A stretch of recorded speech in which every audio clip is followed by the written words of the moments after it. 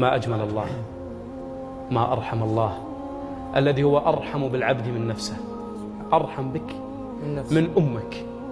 النبي صلى الله عليه وسلم مع الصحابة وإذا بطفل يبكي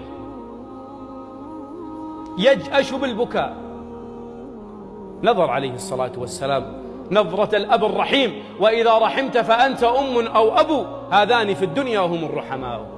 نظر طفل يبكي، قال: يا عمر ألا تسمع البكاء؟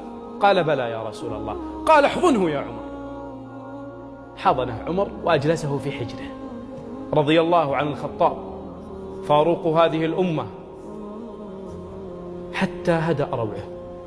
جلس الطفل في حجر عمر رضي الله عنه، فجاءت هذا الطفل تبحث: وولداه وولداه. فقال النبي عليه الصلاة والسلام: ادفعه لها يا عمر. فدفعه لها، فلما التقى الطفل بأمه حضنته وضمته وقبلته وشمته، كيف لا وهو فليدة كبدها، كيف لا وهو ابنها. فقال النبي عليه الصلاة والسلام في هذا المشهد، قال: أترون رحمة هذه الأم بولدها؟ قالوا الصحابة: نعم يا رسول الله. قال: لله أرحم بنا من هذه الأم بولدها. أنتم ترونها تقبله، الله أرحم. ترونها تحضنه، الله أرحم.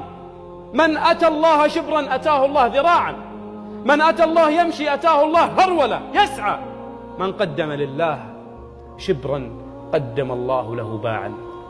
من أعطى الله في الدنيا أعطاه الله في الآخرة. من ستر مسلما في الدنيا ستره الله في عرصات يوم القيامة. من مشى في حاجة أخيه في الدنيا مشى الله في حاجته يوم القيامة، لأن الله سبحانه وتعالى لا يرد الجميل فقط في الدنيا. هذا الرب الكريم العادل. أسأل الله سبحانه وتعالى أن يظلنا في ظله يوم لا ظل إلا ظله.